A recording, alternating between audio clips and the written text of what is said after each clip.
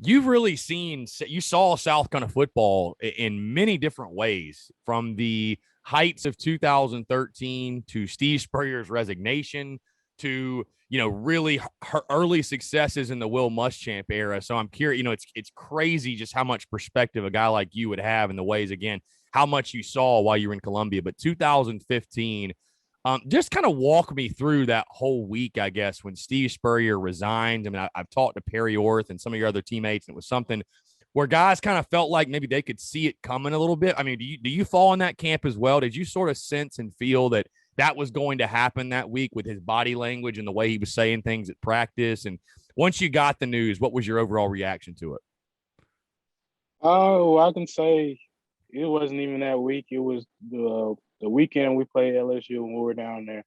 And I'll never forget it. I was standing on the sideline, and Fournette had just like finally hit like a 64-yard touchdown right down the middle of us. I just saw him like usually he'd be mad and he'll throw it, he'll throw down the earphones and he'll just walk to the other sideline.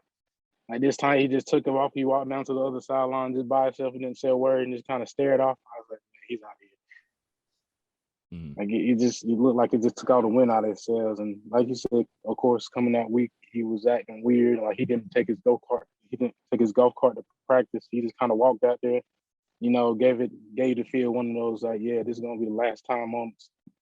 Right after that, he was like, yeah, I'm out of here.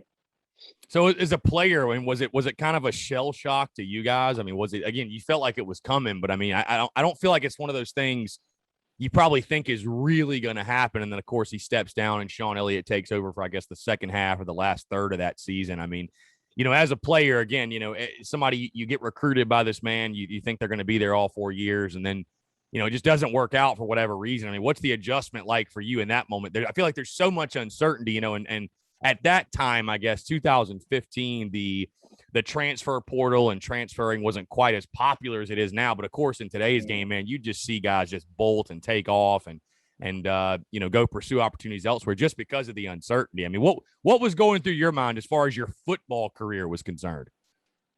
Football wise, I mean, it was kind of going. It was a rough season anyway, but football wise, I always felt like I could kind of adjust to any kind of situation I was in.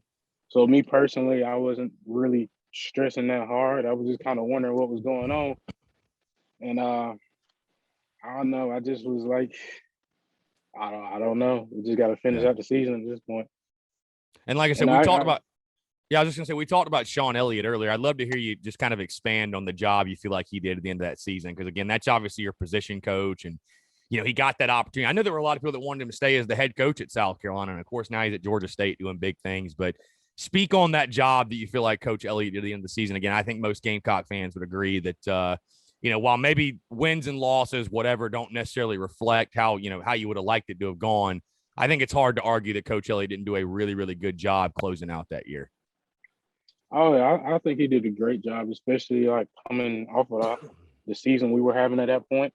Mm. And following up Spurrier on the offense side of the ball is kind of a hard thing to do, and I got to give it to him. Like I got to give it to all the offensive coaches. They did a great job, following up with what we had going on that season, and especially getting thrown in that position just out of the blue with no warning.